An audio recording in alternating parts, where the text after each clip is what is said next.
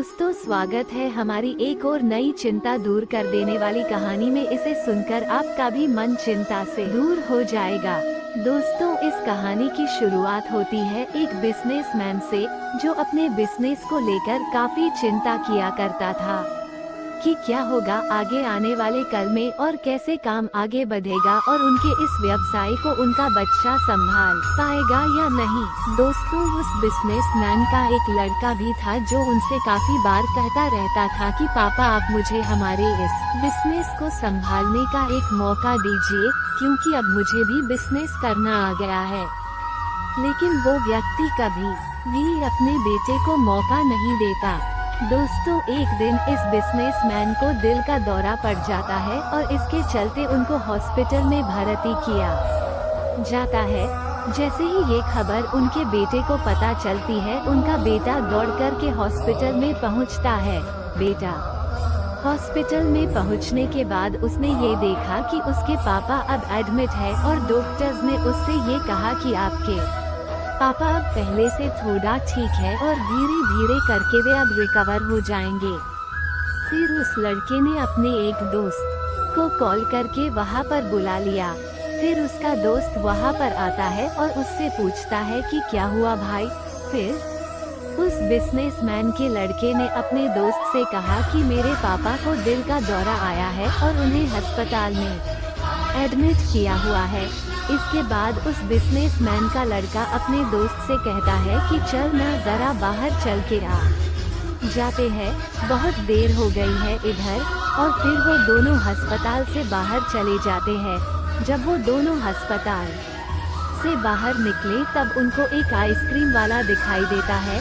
फिर उस बिजनेसमैन के लड़के ने अपने दोस्त से कहा है कि भाई आ जाओ, आइसक्रीम खाते हैं। ये बात सुनकर उसका दोस्त थोड़ा चौंकता है और मन ही मन कहता है कि अरे ये क्या पागलपन है, पापा अंदर भर्ती है और ये यहाँ पर आइसक्रीम खाने की सोच रहा है।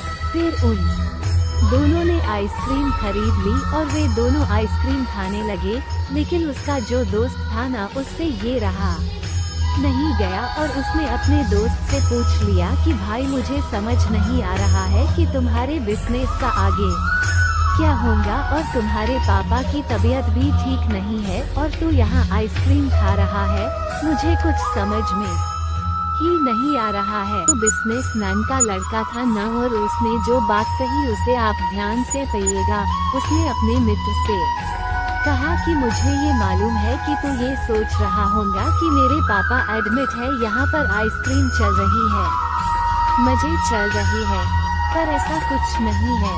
मैं भगवान श्री कृष्ण का बहुत बड़ा भक्त हूँ और उनकी दो बातें हमेशा अपनी जिंदगी में याद रखता हूँ। पहली बात जो हम सबको पता है कि काम करना है और फल की चिंता नहीं करनी है, इसलिए जो होगा देखा जाएगा। मैं सिर्फ अपने काम पर ही फोकस करूंगा और फिर बिजनेस भी अच्छा चलेगा। दूसरी बात, वो लड़का अपने दोस्त से कहता है कि मैं तुम्हें भगवान श्री कृष्ण की कहानी सुनाता हूँ, जो तुम्हें दूसरी बात क्या है वो अच्छी तरह से समझाएगी।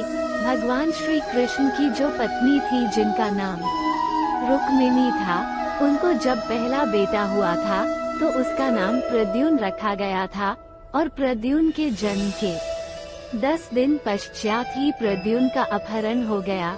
प्रद्युम्न के अपहरण के कारण रुक्मिणी नाराज और उदास रहने लगी कि क्या हो गया है। भगवान श्री कृष्ण रुक्मिणी जी से कहते थे कि चिंता मत करो, क्योंकि प्रद्युम्न जहाँ पर भी होगा वहीं पर ठीक होगा।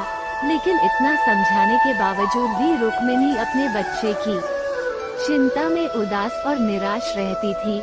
और इस तरह चिंता करते करते रुक्मिणी जी के 18 साल बीत गए। 18 साल के बाद द्वारका में जब प्रद्युम्न की वापसी हुई और जब प्रद्युम्न द्वारका में वापस आए तो उनके साथ में उनकी पत्नी मायावती भी थी।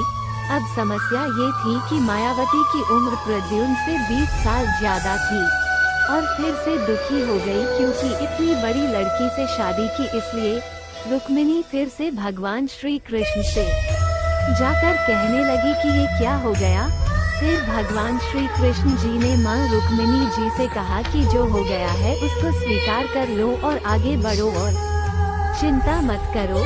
लेकिन माँ रुक्मिणी ये कह रही थी कि बड़ी लड़की से शादी क्यों कर ली और यही लड़की मिली थी क्या, और इस बात को स्वीकार नहीं कर पा रही थी।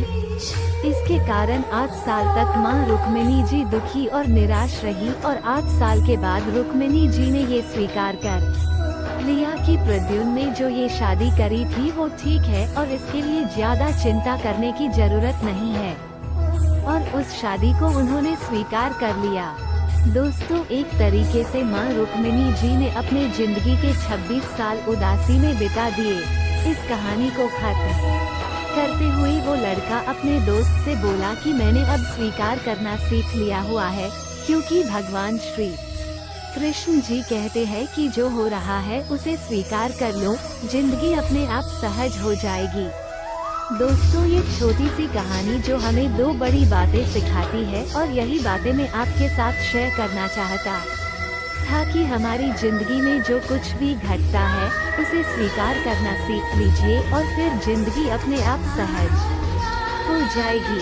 हमारे नियंत्रण में जितने भी चीजें होंगी उन चीजों पर तो हमें जरूर नियंत्रण रखना चाहिए, लेकिन जो चीजें हमारे नियंत्रण से बाहर है उन चीजों को हमें स्वीकार कर लेना चाहिए।